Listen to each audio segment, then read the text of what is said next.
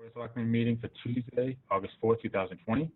Please be advised that this open meeting is being broadcast live and recorded for WRPS for playback on Comcast Channel 14 and Verizon Channel 31. It will also be available for online video on demand viewing at WRPSRockland.com within 24 hours of its conclusion, as are other recently recorded meeting and community events. Please go to WRPS Rockland for further information. Lead off with Mr. Ryan, Pledge of Allegiance. Pledge allegiance, flag of the United States of America, and to the republic for which it stands, one nation, indivisible, with liberty and justice for all. Thank you, Eric.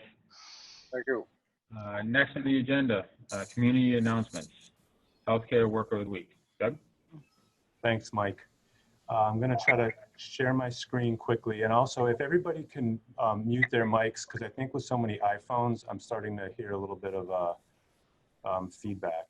Hopefully you can see this. I just wanted to read the Healthcare Worker of the Week. It is Ms. Ann Gardner. And I'd like to read what Ann wrote. She said, "Thank you to the town of Rockland for choosing me as Healthcare Worker of the Week. This is truly an honor to be remembered for this. I'm a lifetime resident of Rockland. I went to Rockland schools and married my high school sweetheart. We've lived in Rockland and had 10 children here. Rockland's a great little town to raise a family. We've made many great friends chasing sports together, following our children. Our community is supportive to each other in good times and bad. When my youngest went to preschool, I went to Massasoit to get my associate's degree in nursing, got a job at South Shore Hospital on a med-surg floor when I graduated in 2004, and I work there today. I'm certified in medical surgical nursing, and I went on to get my bachelor's degree in nursing at Simmons College. Again, I'm honored to be thought of for this, as I am doing what I love. Thank you." So I want to thank her for all that she does for her patients and the community. Can I continue, Mike? I got a couple other items. Yeah, absolutely. Jump on. So the first is, the board directed me to advertise the vacancies on the Zoning Board of Appeals, which we've done on social media, but I wanted to print it on the agenda to publicize it more for the community. So just to highlight again, there are a couple of vacancies on our Zoning Board of Appeals. One permanent vacancy, it's a permanent position, and then 2 alternates. And we also put in here that what the Zoning Board of Appeals does is they're responsible for holding public hearings for special permits, variances, and appeals relating to land use. So it's a really important committee. It's appointed by the Board of Selectmen, and anybody that's interested in either the permanent position or vacancy to fill out the talent bank form on the Town of Rockland website, send it in. And previously, Mike, you had indicated that you were hoping to do the appointment at our next meeting, which is the 1st of September. So if we have any additional applicants, we could do it then. As of today, we don't have any new applicants yet. And then I think that's the hope is the next meeting in September. That gives them just about a month to get the applications, and I think that's enough time. As long as it's advertised and people know about it, and obviously if anybody has anybody in mind for the position, it's a really important position that we'd like to see filled. So. Agreed. Then 2 other quick ones. One is Friday, the 7th is Purple Heart Day. Our veterans agent, Vinnie Fontaine, wanted me to remind the community about Purple Heart Day, where we recognize those who've served, who've been awarded a Purple Heart. So I want to recognize that. And then lastly, the town clerk asked me to remind the public that early voting will be held on August 22nd through the 28th at Town Hall. So that's for in-person early voting, which the state requires. However, we certainly encourage everyone to vote by mail instead, because that's the physically safer way to go. But there is early voting August 22nd to the 28th here at Town Hall. That's all I have for community announcements. Thank you, Doug. Next on the agenda, open session minutes of July 7th.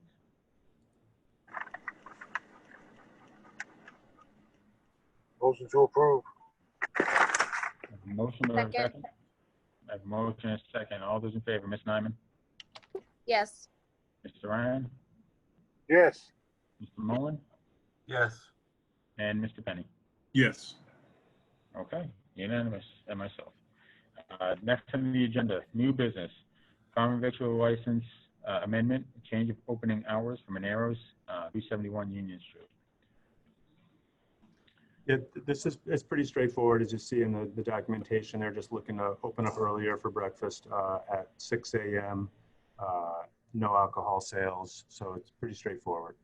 No issues from our end. Motion to approve. I have Second. a motion and a second. Ms. Naman, Yes. Mr. Ryan, Yes. Mr. Mullen, Yes. and Mr. Penny. Yes. And myself, that's unanimous. Okay. Next on the agenda, vote to approve long-term bonds issued July 22nd, 2020.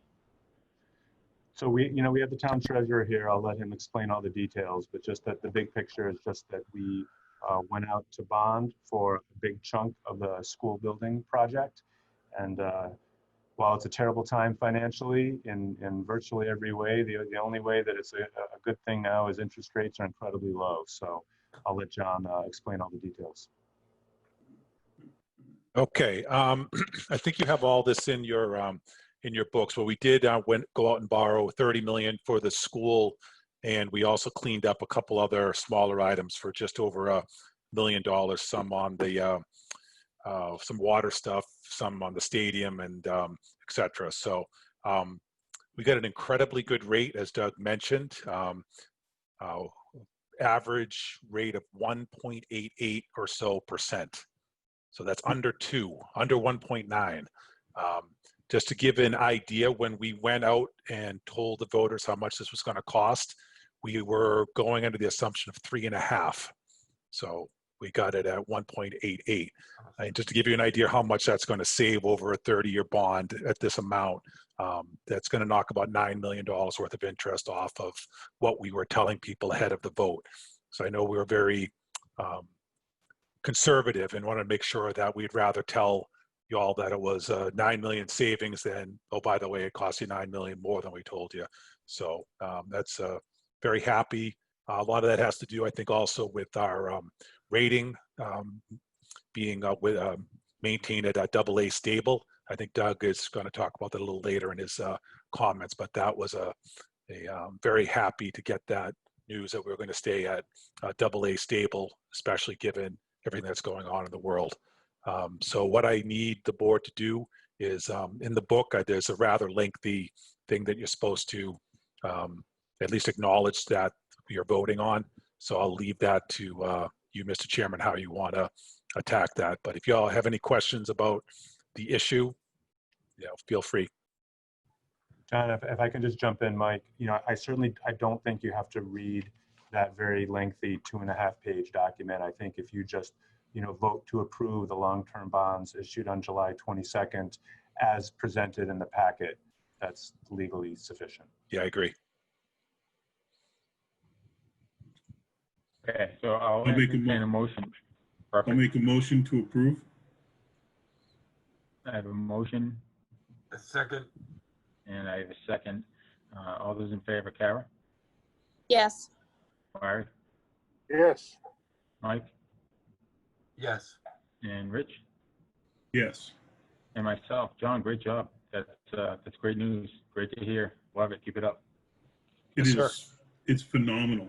Even able to tie in some other projects to reduce that as well. So hats off to not only John, but the entire financial team. It's made a difference. We see it just on this project. I mean, that's $9 million. That's a lot of money. It's amazing. Yeah, 3.5 to 1.8. That's insane. That's crazy. And obviously, it speaks to the times that we're in. But obviously the effort from the financial team, yourself and Biz and Judy and everybody in the offices. It's a great job. That's excellent. Huge, great news for Rockland. Thanks, guys. All right.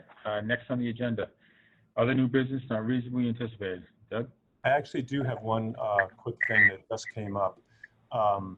We're working with A.W. Perry, who is going to be proposing a large mixed-use commercial development on their property, which is right off at exit 14. And as part of that, there's going to have to be a lot of infrastructure improvements that are going to be required. So as Jen and I have been talking to them recently, there is an opportunity right now at the very last minute to potentially put in a Mass Works grant application for some type of roadway improvements. I don't even have the details yet. It could be as simple as just signalization improvements, or more physical, roadway widening, things like that. We know that there's already a problem right now with traffic as it is, not to mention the 40B project proposed, not to mention any new commercial development. So no matter what, something needs to be done there, and we don't want to miss an opportunity. Again, because of the times right now, applications might be kind of light, and the state's giving a little bit more flexibility. So this just came up, and there's not going to be enough time between now and when the application will need to be submitted for us to have another meeting. So I just wanted to get your approval to submit an application. Again, while I don't have the details, the intent is going to be infrastructure, Hingham Street, and we'll make sure that it's done in a way working with engineers from A.W. Perry, because we don't have an engineering department to put this together ourselves. That it'll be done in a manner that'll be like a kind of like a phased approach. So this will just be like a base level, block of work that no matter what happens with any type of project in the future, it's going to be an improvement to traffic flow in the area, which I think is a no-brainer. So I didn't want to submit something like that without kind of getting your consensus that you guys were good with that. Whereabouts on Hingham Street are we talking about this work? So I think it could be, could be essentially from the interchange at the highway, all the way through where the lanes, narrow down by the treatment plant. Probably not that whole stretch. It might be only, again, it could be signalization improvements that whole way, or maybe only a smaller portion of it, but physical roadway or drainage improvements. It's, we got to get to work with the engineers. But I just want to make sure you guys were, I assumed it's a no-brainer, but I just want to make sure you guys were good with that. Yeah, I mean, sorry, the only question I have is, so, because we don't have engineers on staff, so A.W. Perry would pick up that cost to design and engineer the roadway? Correct. Okay. That's right, correct.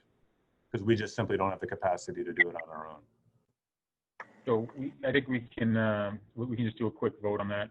Not that it's necessarily required, but it'll just give you a quick consensus anyway. So entertain a motion to allow. Yeah, just one quick question, Mr. Chairman. Can I just ask, when are the applications actually due, Doug? I believe they're due at the end of this month, so we have 3 weeks. Yeah, good luck. No, I mean, but that's a public-private partnership that MassWorks really likes, so that's exactly. And generally, in the past, the MassWorks program, you have to be literally shovel-ready to submit an application. So when you get approval, you start breaking ground.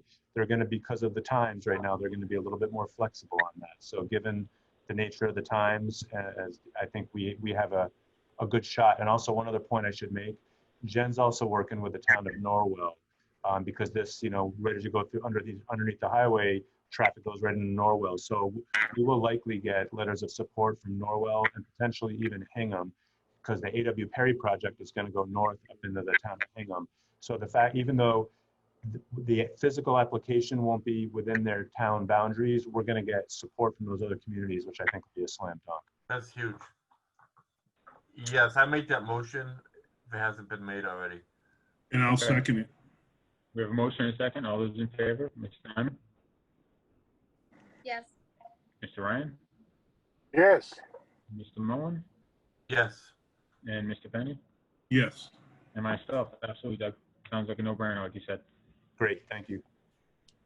Okay, next on the agenda, old business, COVID-19 reopening update. Doug.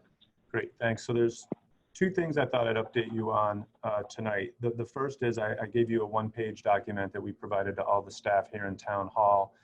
It just outlines the process and the protocol that we're using for our partial reopening, which is we're open to the public, but it's on an appointment-only basis. I won't go through and read it, but we just have, careful protocols where appointments are made, one customer at a time per department. They get self-screened by staff at the door to make sure they don't have active symptoms. They get escorted in. We do all the business with them. They get escorted out, we wipe things down, and we maintain a log in case contact tracing needs to occur. So far so good. You know, staff has been really cooperative, staff is on board with this, and the public's been really cooperative, and it's just amazing how much business we've been getting done remotely, you know, on the phone, by email, online, you know, online bill pay, that type of thing, people dropping off stuff. And then when need be, people make appointments, they come in, or staff meets them outside. So that's been working well. You know, I did mention earlier the required early voting that the clerk's office is going to be doing. We're going to have that controlled in a particular area of the building. And then we're going to have a professional company come in and sanitize it after that week is over, just given the volume of people that potentially could be traipsing through. But I feel like it's been working really well. I haven't heard any complaints from anybody that's needed to do business and hasn't been able to get it done. So pleased about that. And unless you have any questions on that, I'll go on to the second part, which is you have in your packet our draft travel policy during the COVID emergency. And we have a motion in there, and this was worked on. Stacy really did all the work working with town council, and it's modeled after the state requirements. So there's really, you know, not a ton of flexibility, because if you go outside of New England and outside of New York and New Jersey, there's a state requirement that people have to self-quarantine for 2 weeks if they don't have a negative test result that they can show right when they get here. And I did send you, after I initially sent out the packet, I sent you guys a revised document, because in talking with some of our department heads, Stacy and I spoke with town council, and we tweaked some of the language in that section E, the voluntary travel for leisure purposes. And the reason why we tighten that up is that, you know, the concern that we had from a management perspective is, you know, someone kind of voluntarily chooses an optional, you know, vacation, you know, in an area that's going to require them to self-quarantine for 2 weeks. Well, that in essence kind of turns into an extra 2-week paid vacation on top of it. So we wanted to kind of tighten that up so that at a minimum, you know, their vacation time, you know, personal time is going to be charged first, because, you know, the intent of being responsible with all this stuff isn't to give people an extra 2-week paid vacation, but you know, using sick time. So that's why this language is clarified. And I know the last sentence of paragraph A is a little confusing, where it talks about if the employee does not have sufficient time, you know, vacation time or even sick time to cover that, then they won't be permitted to take unpaid leave. And so the intent of that is, in that instance, depending on the circumstances, we may not grant that vacation because it's going to be too disruptive to operations. I should highlight that, you know, we do have some employees, that we had somebody recently that had a long-standing planned family trip to Tennessee. So that's a state that's going to require self-quarantine, but there was no issue, because when that employee came back, they were able to work remotely. They had a laptop, good internet connection. They're able to work 100% fully remotely, so they don't have to, this is not an issue for them. These are only for, you know, those positions where they're not able to work remotely. So that was just one thing I wanted to highlight. But like I said, it's essentially just modeled after the state requirements. And Stacy's on the call here in case you guys have more detailed questions that I can't answer. Anybody have any questions, Stacy? Doing a great Okay. job. No, I don't have any. I just want to quickly say that I think this is gonna be as all this really continues to evolve. I think this really levels and sets you know, kind of the playing field in terms of expectations. So one department you know, can't approach all this one way, and in another department another way. I think this is you know, going to unfortunately be very helpful. So thank you, Stacy. You're welcome.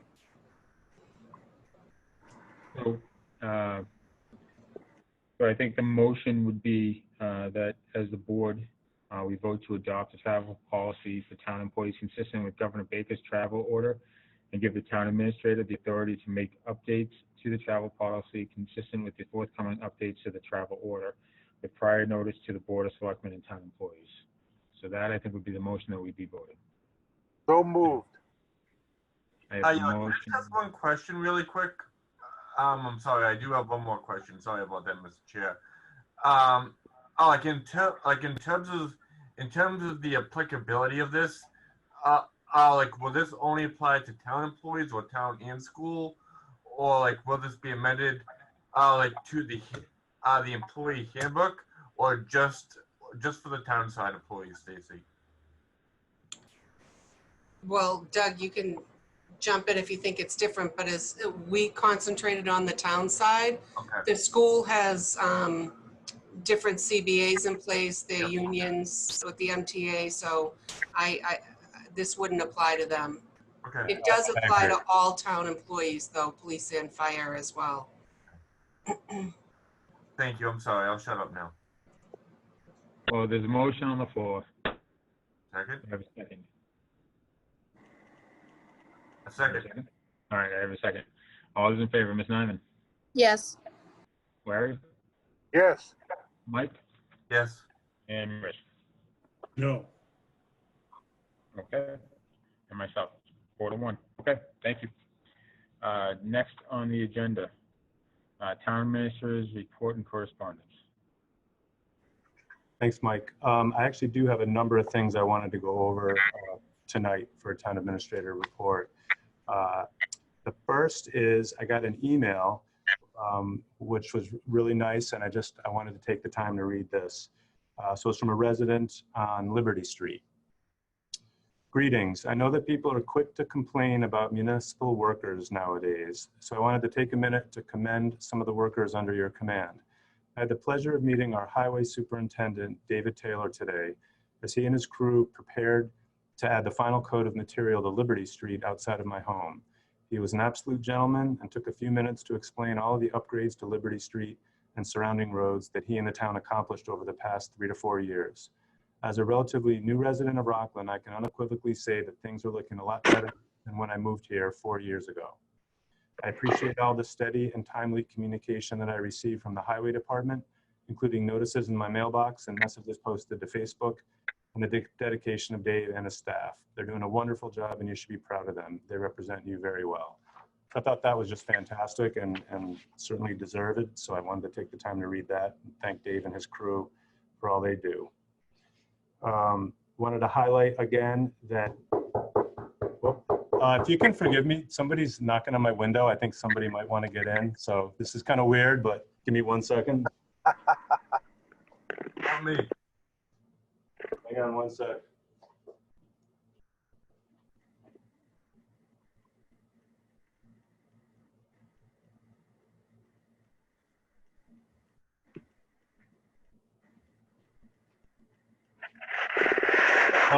I don't know. I thought it was somebody trying to get in the meeting that I'm familiar with, and I don't know who that is, so I'm not going to answer.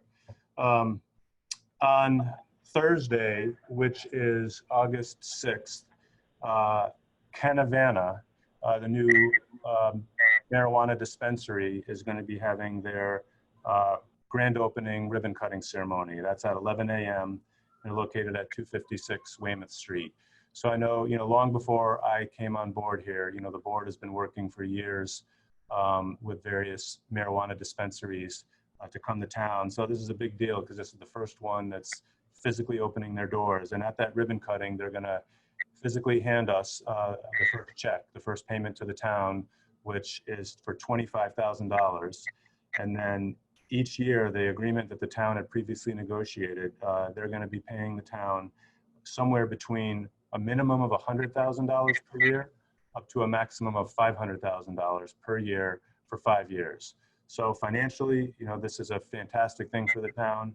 And I can personally say, because I've had a number of meetings with the owner, as well as, the building inspector, the public safety chiefs, the health agent, et cetera. These guys are doing a top-notch job and they're not cutting any corners. They are going above and beyond the letter of the law in every respect. And I think they're going to be an excellent business partner in the community. So I just wanted to highlight that that's going to be happening Thursday. And I think some of you at the board are going to participate in the ribbon cutting, which is a good thing. Very quickly, I promise I won't take too long with this. I just wanted to breeze through a very short PowerPoint presentation I recently gave to the chamber, just because I thought it was kind of interesting to reflect back on what we've been doing. So Mike, if you don't mind, can I just show this real quick? I promise it'll be fast. The chamber essentially asked for an update on sort of reopening. And I just thought as I was putting this together, it was just interesting to look back because it feels like, years and years have gone by and it's literally been only, weeks or months. But, you can see on the right, on the photo, the town clerks, was doing voter registration outside. Throughout all of this, we had a demonstration. But we had a local emergency declared in March. We didn't have guidance from the state. We had to close our buildings, continue to work. We furloughed people on the town side and the school side. There was flexibility with open meeting law. We're doing Zoom right now. We had to delay town meeting, have a very difficult town meeting, socially distanced, inside. We had to develop facility protocols, which Jen helped put together for all of our town buildings. And now we've had our reopening. So it's just been a tremendous amount of things happening. Finances, we really took a big hit, revenues down. We had a big revenue deficit and we had to have, massive cutbacks on both the town and the school. We're still waiting for the state budget. I'm going to talk more about the bond rating in a minute, but as John Ellard mentioned earlier, we did maintain our AA stable bond rating, which was a huge accomplishment. Talked a little bit about our just our sources of revenue and our spending. Over half our revenue comes from property taxes, and then over a quarter from state aid, over 10–11% from local receipts. So, when property taxes and state aid and local receipts get cut, that's where most of our money comes from. It's a huge hit. And where our money goes, just on the pure expense side, the biggest proportion is obviously the schools, and it's a lot bigger when you add in all the other benefits and other things, which is appropriate because that's a huge part of what we do in town. And then as far as our reopening goes, all our critical infrastructure has been working throughout. Library's doing curbside. I talked about the partial town hall reopening already. Library and senior center is going to be kind of last to the game, and we're working with Plymouth County, which is a whole new process to get our federal reimbursement. And then the main focus of the meeting was really on how sort of the outreach we've done to the community. And we've had a couple of good things that we've been a part of. We had outreach to all the restaurants in town, and 4 of them, TK O'Shea's, Luca's, the 99, and Mike's Pizza, all took advantage of the additional flexibility that the state granted us. And I truly don't think we could have worked any quicker or any more cooperatively with these folks to expand their premises to help them stay afloat. We were also awarded a tremendous grant through the feds, CDBG, Community Development Block Grant, coronavirus regional grant application for $662,000. So that was really, I did very little other than sign the final application. It was really Jen and our CDBG consultant that did all the work, combined with 5 or 6 other regional neighboring communities. And the funds are going to be used for businesses to help them with rent and staffing and utilities for business owners that are lower income that have been hit by COVID, and a lot of social services funding for food pantries and homelessness prevention. So we just got the award, and we're just in the process now of executing all the contracts, and our consultant's going to be working with the town to implement this. And it's really a big deal, and I'm proud that the town is a part of it. And I want to again thank Jen and our consultant for helping with that. And then obviously we have our Community Preservation Act appropriation for the $80,000 for rental assistance for those affected by COVID. I won't go through and read all these, but Rockland moving forward is what the chamber refers to the infrastructure projects. And we got a lot going on between the elementary school building project, roads, stadium. There's some studies going on for, with our sewer system, some private developments coming online, affordable housing, as well as the A.W. Perry project I mentioned earlier. And then we have our big town facility needs with a community center renovation and a new fire station building. Those are studies that we'll need to make decisions on. And then lots of grants that we're constantly pursuing, including the Mass Works grant that you authorized me earlier tonight to pursue. So that was it on that particular presentation. I just thought it was interesting, as we know what we're doing as we're going through it, but I just thought sometimes just you reflect back, it's just amazing to see how much has been happening. If I can just keep going quickly. The next thing I thought I'd mention is we did forward up to our state rep and our state senator this request for the state legislature to amend our special act charter for the amendments that were passed at town meeting. So I'm not going to go through them all because we know what they are and town meeting already voted them. But I just thought I'd show you that, you know, we have taken that next step to forward that up to the legislature. And I was just talking earlier today to Andrea Pesolano, who's the chief of staff for Senator Keenan, and you know they do quick work up there. She's already working with the Senate Legal Counsel. They're actually going to take all the separate articles. We intentionally, with John Clifford's advice, we crafted them as all separate articles in case the legislature only wanted to adopt some but not others to make it easier. But it looks like they are going to adopt all of them. So I think Senate Council is actually working to combine them into one bill. So that's a good sign that they're comfortable with all of them, which makes sense because there was really nothing controversial there. So we're working on that. It does take a long time, could take a year before all is said and done. I tried to essentially just sneak it in before their session was ending, but with all this COVID budget stuff going on, we'll see how far that gets. The next thing I wanted to mention in a little bit more depth is the bond rating that John mentioned earlier. So again, we maintain the AA stable. And I think that just to spell it out for everyone, the reason why that's such a big deal is, you know, we're in the middle of a financial crisis like none of us have ever seen in our lifetimes before. And from a municipal government perspective, you know, I've never had to dip into stabilization fund before. So, I mean, we hit stabilization, OPEB, free cash. I mean, we were taking drastic actions, you know, furloughs and all kinds of budget cuts to stay afloat. And we were all a little bit nervous about how the rating agencies were going to look at that. And so Standard & Poor's met with Biz and John and me, and, you know, Biz and John did, you know, they did all the work. But we prepared well. In addition to a lot of just the technical numbers that those guys put together, we also talked with them a bit about our regional economy. We were able to highlight the strengths in our regional economy, which I think also helped. Our major weaknesses, we knew what they would be going in. OPEB liability, like every other town, it's nothing unique to us. We're actually in better shape than many other communities, but they always look at that OPEB liability, and it's, you know, that's a concern. And then the other thing is developing financial plans, more formal financial policies, more formal financial plans. That was something that they highlighted that they would like to see, and that they, you know, said in the future that's one of a number of things, like better funding OPEB, you know, could help a future bond rating. So Biz has already hopped right on that, and you'll see the next thing in your packet is a draft letter that we'd like Mike to sign on behalf of the board and the town to request assistance from the Department of Revenue, because we can get the Department of Revenue to help us develop really good best practices and financial policies. And I already talked to the Finance Committee Chairman, John Pumphrey, about this today. I know that, they're fully on board. So but rather than us kind of just, you know, recreating the wheel, why not work with the DOR that can pull the best practices from all the other towns? So this might be a good point to just sort of segue into that, Mike, if you had any questions about that request, and if you guys were comfortable, vote to sign that letter and send that request up to the DOR.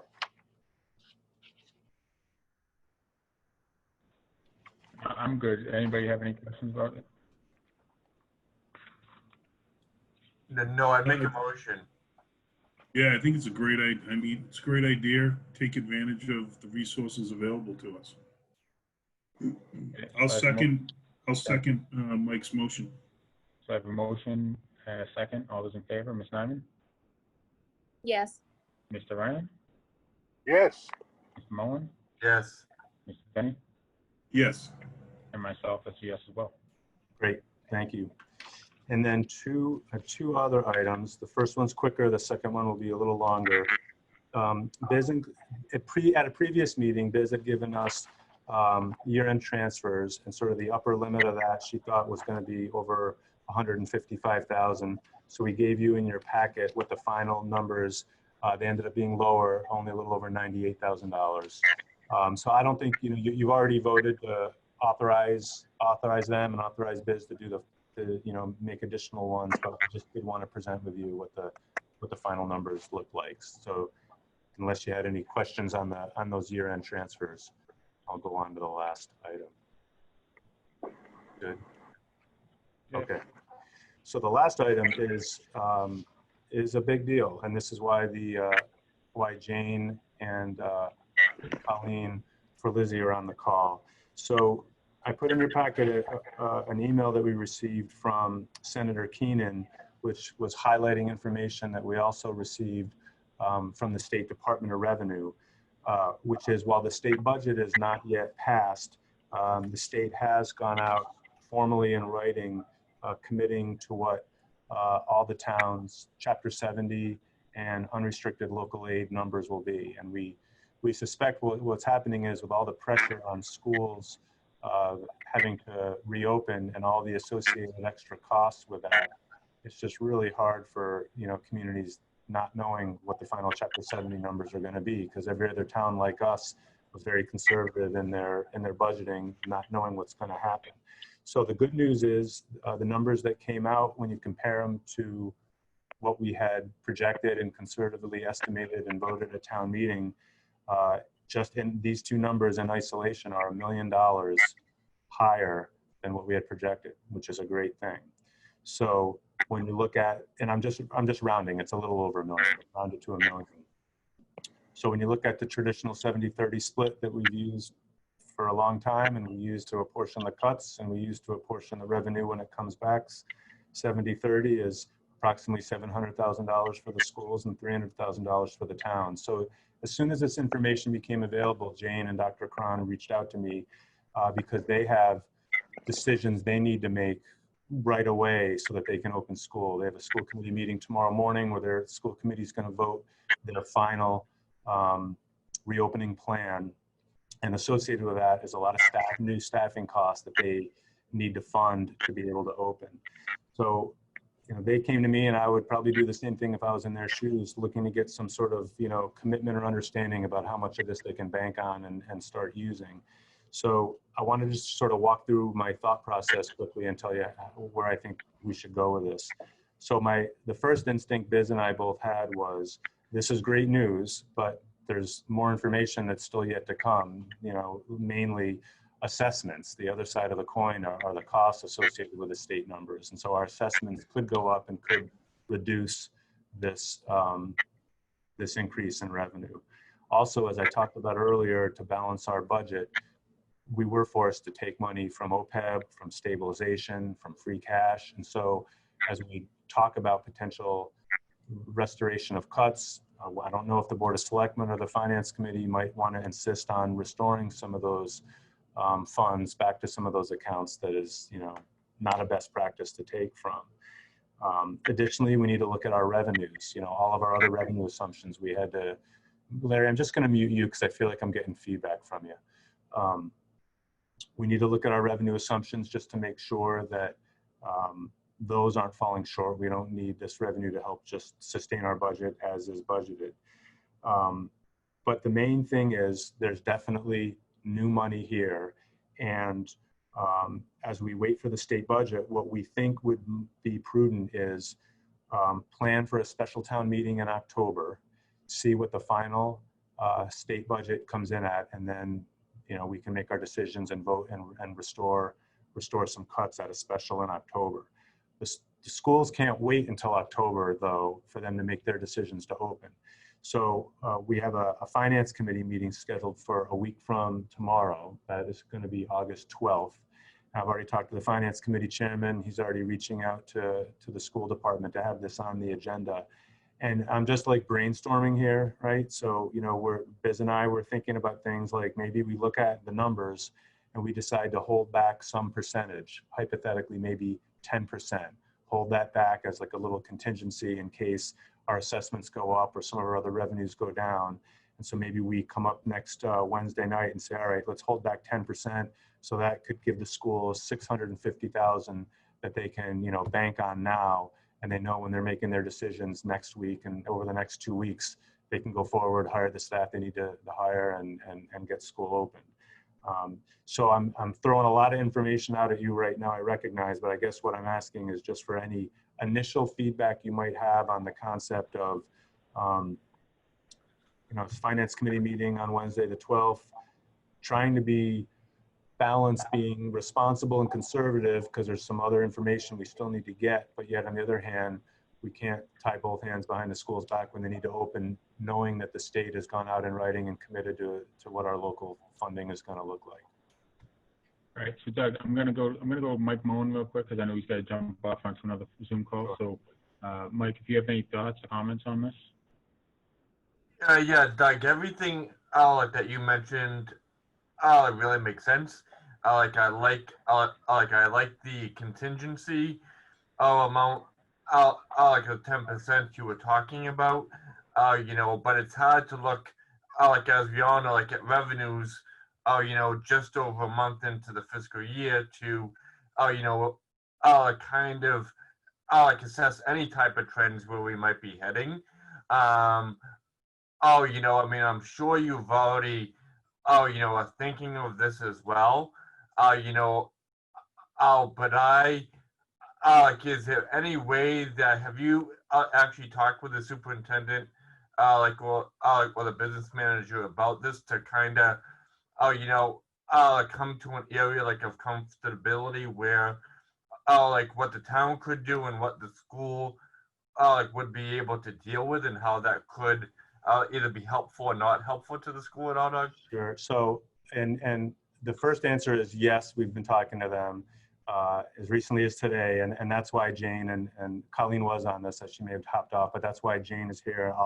I'm not going to speak for Jane. I'll let her give her information, but I can pretty confidently say that the schools are looking for every penny they can get, because they have a lot of unbudgeted costs for COVID monitors on buses and more buses and technology and all kinds of stuff. So I'll let Jane talk because she's here, but my sense is they're looking for every single dollar they can get to help them open. Jane, do you want to add anything to that? And you're on mute, just so you know, Jane.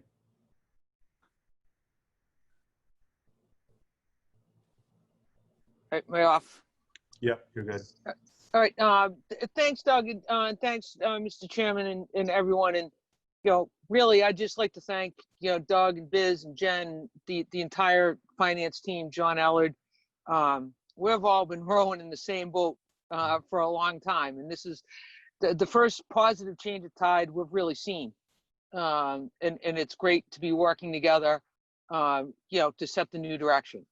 With this news, we're very, very pleased that the governor, who is clearly, and Desi, who clearly wants the schools to open in a few weeks, put his money where his mouth is and increase Chapter 70 by over 170 million, and Rockland got about 800,000 of that. So that's exciting news for us. And yes, we do have immediate needs, but we also understand that there's a process that this needs to go through in order for the money to be officially or formally appropriated for the school department. So, I'd just like to give you a little bit of context, and we very much appreciate the move forward to have a FinCom meeting next week. But, we still have 34 employees out on unemployment at the current time. For FY21, we've already eliminated 12 teaching positions and 11 para positions. In addition, we have 12 teachers and 11 paras who have been given informal notice that they could be potentially laid off if we do not receive additional funding. The cost of those 23 positions, the paras and the teachers, is $875,000. And we are working to find every dime. Biz and I are in constant contact, trying to apply the right program to the right grant, saying no to a whole bunch of things, and yes as a priority for safety. So I just wanted to give you a little bit of context. Doug was with our steering committee today. We're in constant communication, but just one of the point that I want to make is that with the Plymouth County money and the general fund money, I'm very concerned and very focused on not creating positions for COVID that aren't sustainable, that we won't need post-COVID. Yeah, in keeping those costs separate and funded through other sources, in prioritizing the recurring revenue, from tax levy and local aid to the recurring positions, like the existing teachers in Paris, because we don't want to create a structural deficit, going into FY22, because we all know FY22 is going to be very difficult as well. So that's just sort of my 2 cents. Thank you to everybody on the town side. It just couldn't be a better work environment in the situation that we're in, and we're looking forward to keep going forward. And can I say one more thing, Mike? Thank you, Jane, for that. That's helpful. Even with this plan, even under the best case scenario, the school is going to be taking a risk, right? Because they have to make decisions right now to hire people to open school. But in the best case scenario, we won't be the state budget won't come out, and we won't be formally voting this, appropriating the money at town meeting until sometime in October. And so things can go wrong, maybe we have a crazy town meeting and they don't vote yes, or something goes haywire in the state budget, but we got to do what we got to do. And so I'm just being full disclosure, and I think it's a risk that they're going to need to take, but just putting that out there, but it's what we got to do, what they have to do. So I think, Kara, any comments? I don't have any comments. I just want to thank Jane and our financial team for their hard work during this difficult time. Larry? We're all in this together. We can say school, we can say town side, but it's the town of Rockland, and if we stick together, we'll be all right. That's right. Okay, Rich? so I think in these times, as we look back, with everything that's going on, the unknown is every single day, right? That's right. It's changing by the minute at times. We don't know exactly what's going to happen. We start to see things opening. Now we start to see in other states where they've opened up, they've started to close. So from a revenue standpoint, Doug, to your point, it is a crapshoot. But I think at this point, we've been fiscally prudent through this process, right? Where I think we've done the best job we can with estimating the revenues, looking at where it is, and trying to provide every dollar we can throughout the town, and everyone knows the schools are important. There's no question about it. And they've got to go forward with the decision. But I'd hate, and this is where we don't know exactly what's going to happen. I would hate to go back on the principles that have put us in this position right now, and not be fiscally conservative to a point through this. To your point, Doug, we don't know what's going to happen through October, but the school's going to make some decisions. So I think the plan that's laid out allows an instant bump to the school budget. It allows them to actually start to do things, and it's 600 plus thousand. That becomes impactful. In a department that has taken some significant hits. And then, when we look at what ends up happening, when the state budget finally comes out, when we start to see the revenues coming through, honestly, even if we had to go back for a third town meeting, because it may be what ends up happening with everything that's going on. I think the plan you laid out makes the most sense, and I get. Listen, we're all in a position where we don't want to see cuts, anywhere. But the reality is, this pandemic now is running, a half a year. That's the reality. You know, as much as people don't want to, want it to happen, it is, you know? So that's just my 2 cents on it. Mr. Chair, Yep. the only thing that I can say is we're not going to boost their budgets right now for the school department, but this is going to allow the school to use existing funding to open and get the staff in that they need. And I think at this point in time, it's the most prudent thing we can do for the school and, the children, the teachers, and then re-examine as we go forward. Like Mr. Penny said, we don't have any clear guidelines as far as how our revenues are going right now.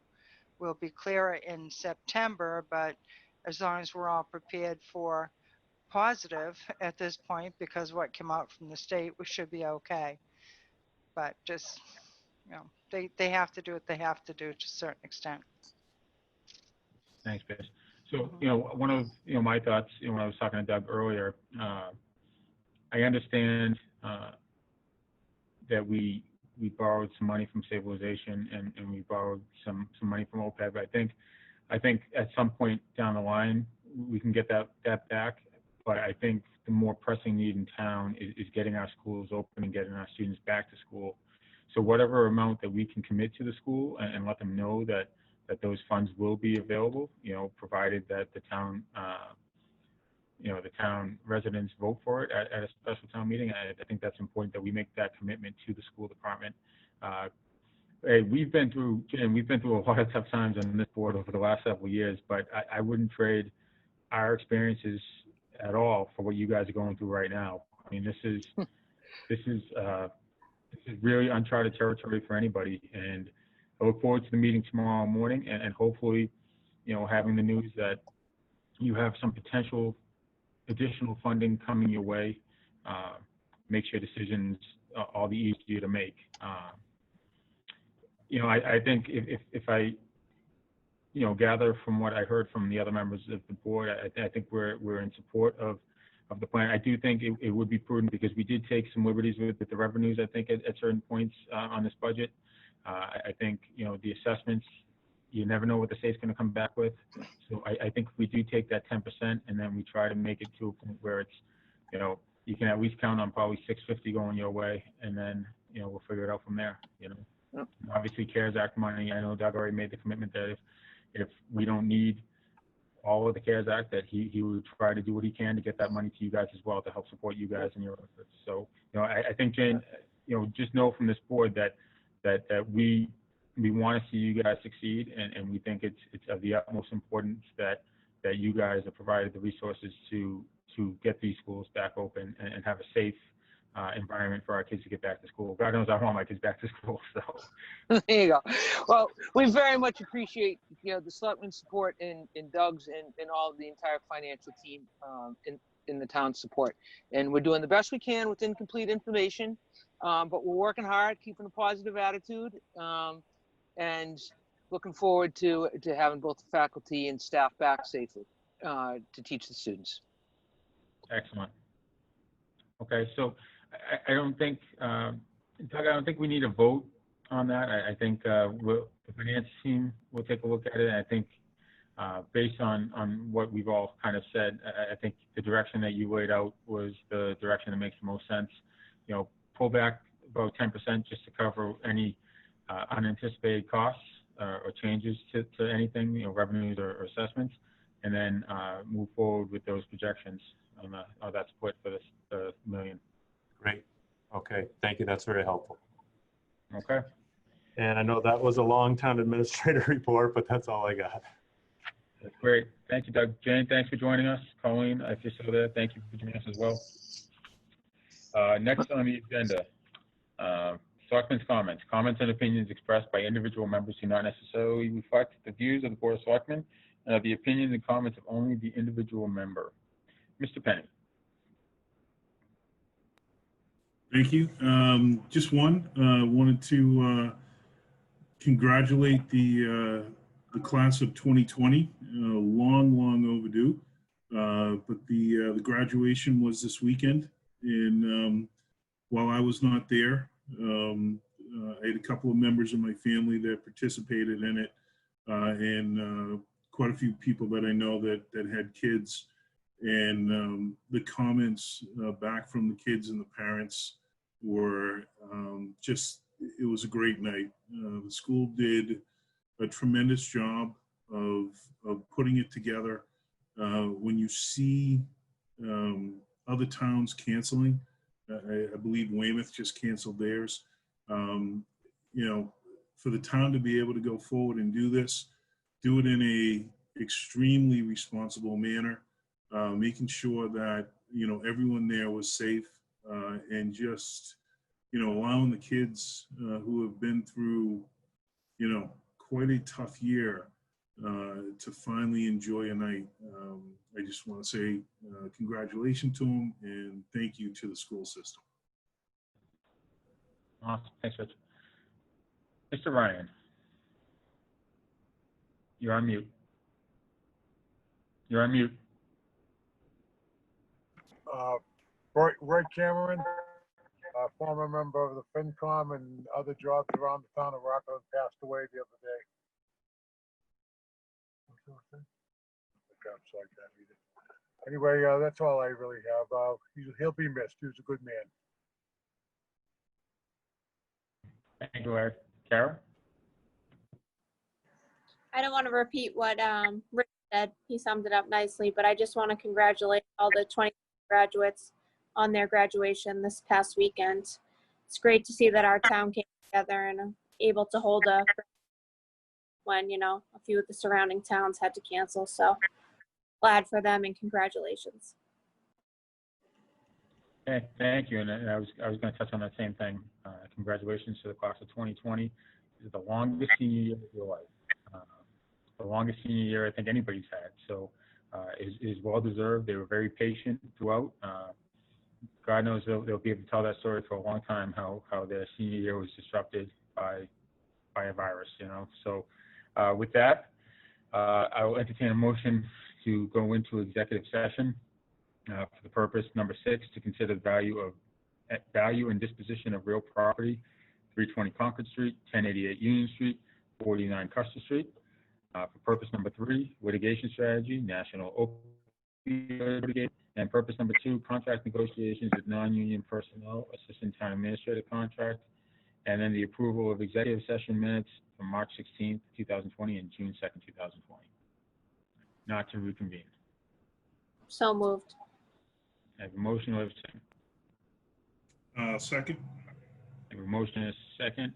All those in favor? Ms. Nyman? Yes. Mr. Ryan? You're on mute, but I think you said yes. Yes. Okay. And Mr. Penny? Yes. Okay. Thank you. Good night, Robin.